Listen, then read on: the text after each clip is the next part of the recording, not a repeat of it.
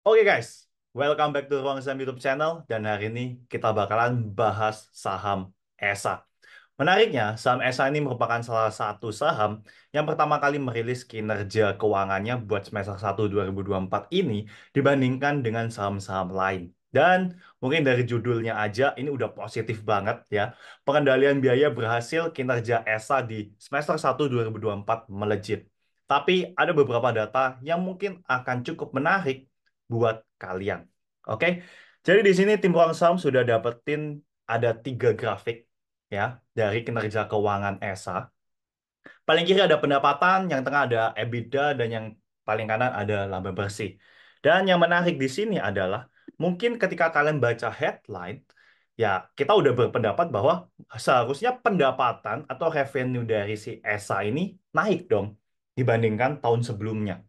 Oke, tapi di kasus ESA ini cukup menarik karena ternyata secara pendapatan ya ESA ini di semester 1 2024 dibandingkan tahun lalunya ini malah menurun dan menurunnya itu sebesar 10%.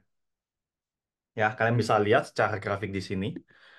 Nah, tetapi di EBITDA atau earning before interest tax depreciation ternyata bisa naik.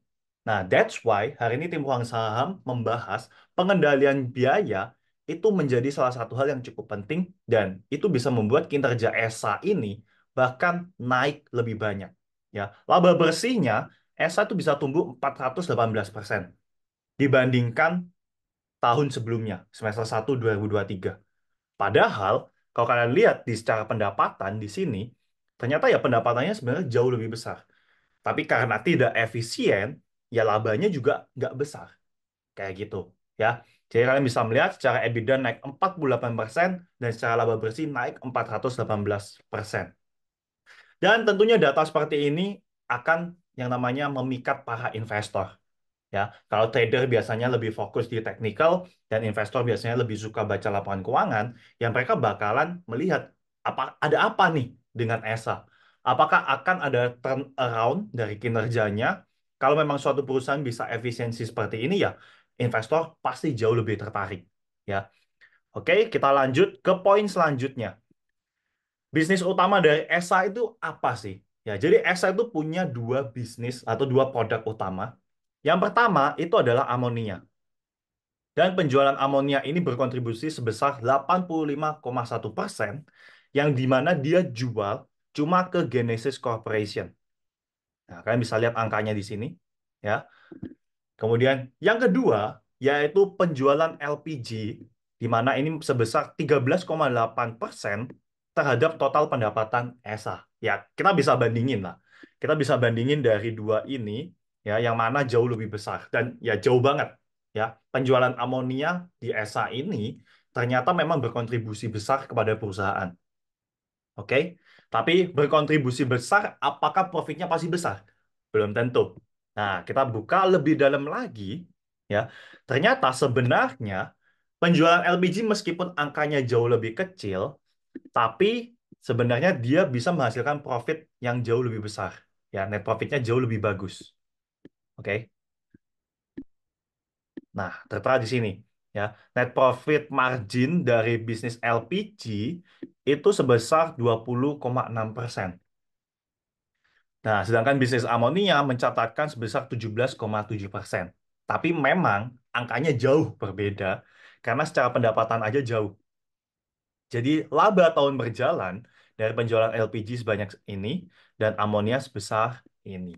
Nah, jadi ya sebenarnya kalau memang ESA ini bisa jualan LPG lebih banyak, ya dia bisa mendapatkan profit yang jauh lebih besar juga. Ya, jadi ini adalah dua bisnis utama dari ESA. Lanjut, selanjutnya kita punya poin penting yaitu dari sisi price to earning ratio atau PE ratio. Jadi secara valuasi sebenarnya ya ESA ini divaluasikan PE ratio-nya itu rata-rata 5 tahun terakhir itu di 27,81 kali. Nah, saat ini ESA itu PER-nya cuma sebesar 17,5 kali. Ya, jadi bisa dibilang di bawah rata-rata dan dia itu masih punya ruang buat naik sampai ke rata-ratanya di 27,81 kali ini.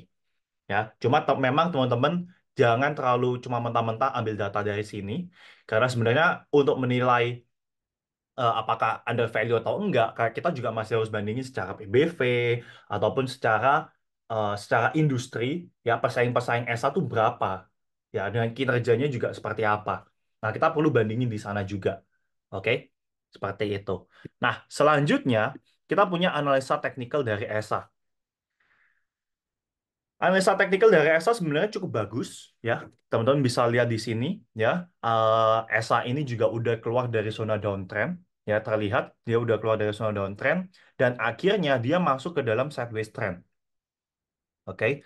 Jadi ESA ini tertahan di support 500 dan tertahan di resisten di sekitar, ya, resisten di sekitar area 800 sampai 820. Oke.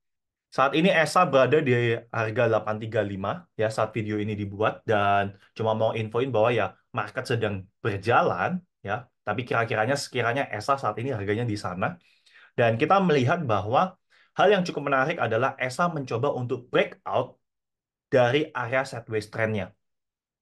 Oke. Jadi di sini kita bisa melihat ESA udah keluar dari downtrend line, dia udah masuk sideways, dan saat ini dia mau mencoba untuk membuat yang namanya fase uptrend. Ya, ketika siang ESA ini bisa breakout, maka dia akan masuk ke dalam fase uptrend. Oke, kalau memang dia bisa lewat ya guys ya, maka dia akan masuk ke dalam fase uptrend. Tapi ya kita harus lihat terlebih dahulu bagaimana dengan kenaikannya di area ini. Karena memang beberapa kali kita udah melihat bahwa ESA ini udah mencoba buat break tapi terlihat ragu-ragu. Ya, hati-hati kalau ternyata dia memang ragu-ragu, maka akan ada potensi dia akan kembali untuk testing support. Ya, dia akan kembali testing support. Oke, kita ambil jangka yang jauh lebih besar ya. Oke, so saya tetap di sini ya. Maka dia akan mencoba kembali buat masuk di area support line di sini.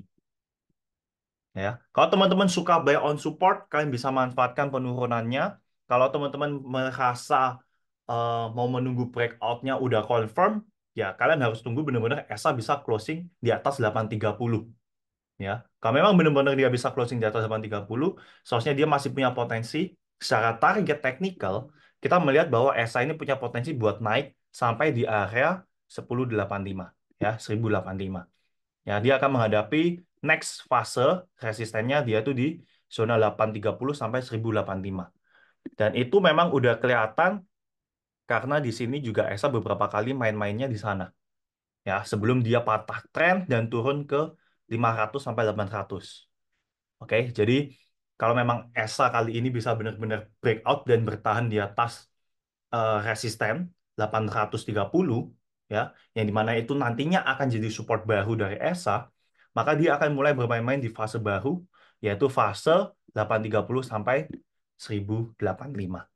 Oke, jadi buat teman-teman, ya ini adalah pandangan tim Kuang Saham mengenai ESA, dan tentu saja tetap do your own research, ya. Kalau memang kalian setuju dengan eh, materi kita hari ini, ya kalian bisa tetap lakukan analisa ulang, bikin trading plan kalian, bandingkan risk and reward kalian, dan kalau memang cocok, kalian bisa eksekusi. Tapi kalau memang kalian nggak setuju, ya jangan diikutin. Oke?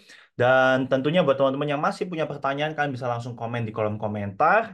Dan jangan lupa, buat kalian yang merasa video ini bermanfaat, kalian bisa langsung like, subscribe, ataupun share video ini ke teman-teman kalian. Thank you for watching. See you on the next video.